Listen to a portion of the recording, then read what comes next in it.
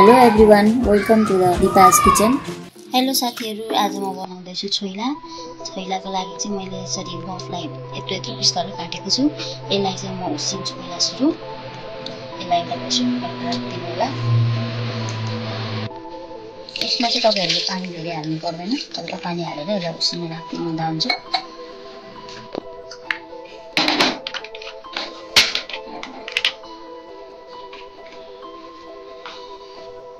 अब चाहिँ मैले बफलाई उसिन्नको लागि राखिसकेको छु। अब म यहाँ बनाउँछु छोइलाको लागि मसला। त्यसको लागि मैले एउटा प्यानमा तेल राखेँ। हाम्रो तेल तातिसकेको छ। अब यसमा म राख्छु लसुन।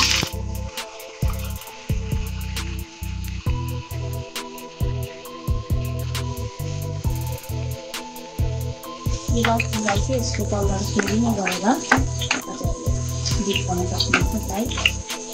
त्यसलाई डिप फ्राई गर्नु होला।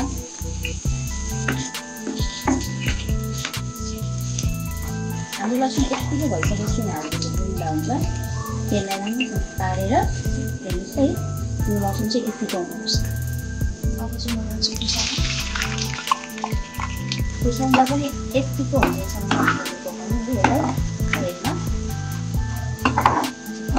यसरी तेलमा तारिनुपर्छ।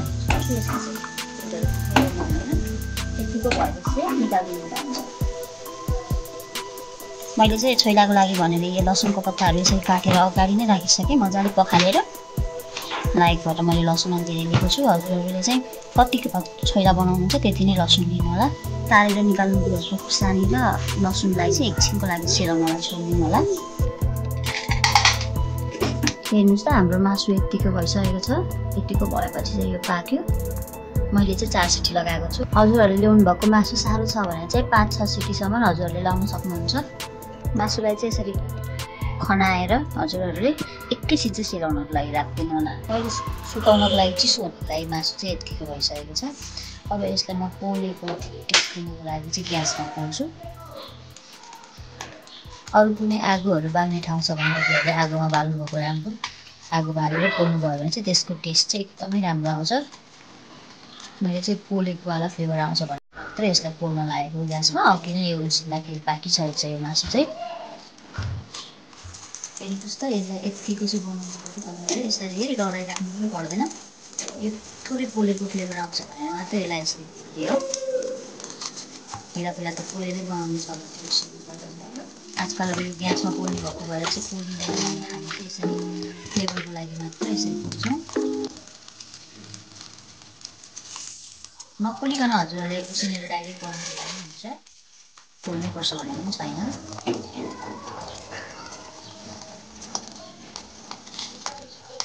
मैले चाहिँ हेर्नु त सबै मासुहरू पोलेर यत्तिको बनाएको छु।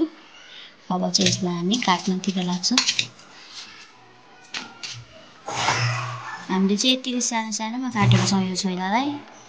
हजुरहरूलाई चाहिँ ठुलो खाना मनपर्छ भने चाहिँ ठुलो बनाएर काट्नु हुँदा नि हुन्छ। म चाहिँ छोइला बनाउँदाखेरि यसरी पोलेको गोलभेडा पनि हाल्छु। त्यो चाहिँ अप्सन मात्र हो, हजुरहरूले हाल्नु भएको पनि हुन्छ, नहाल्नु हुँदा नि हुन्छ। मलाई चाहिँ मनपर्छ, त्यही भएर म चाहिँ यसरी गोलभेडालाई पोलेर राख्छु। अहिले अघि तारेर निकालेको यो खुर्सानी र लसुनको चाहिँ यत्तिको पेस्ट बनाएको छु। हेर्नुहोस् त, मसिनो हुने गरेर।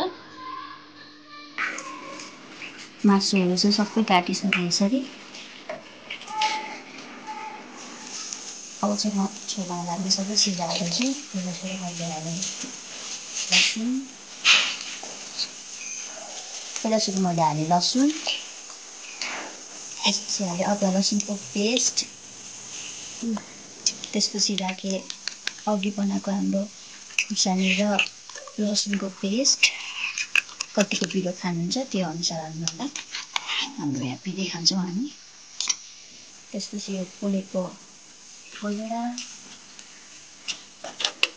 स्वाद अनुसार नुन,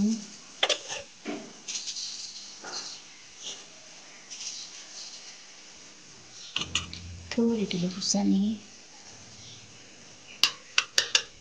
धनियाँ जिराको धुलो थोरै, धेरै होइन, गन्ध आउँछ फेरि। कलर आउने खुर्सानीको धुलो, यो चाहिँ हामीले कलरको लागि हो, यो चाहिँ पिरो हुँदैन। मैले चाहिँ अघि नै यो तेललाई तताउन राखेको थिएँ प्यानमा। अब यसमा राख्दिनु मेथी। मेथीलाई पनि अलिक कालो हुन दिनुपर्छ।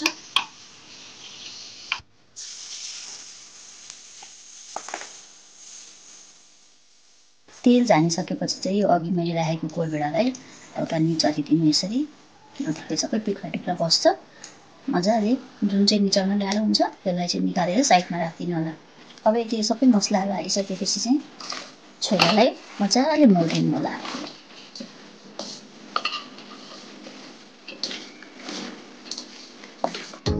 हाम्रो छोइला चाहिँ रेडी भइसकेको छ। हजुरहरूले पनि यसरी नै घरमा ट्राई गर्न सक्नुहुन्छ। थ्याङ्क यू मेरो भिडियो हेरिदिनु भएकोमा।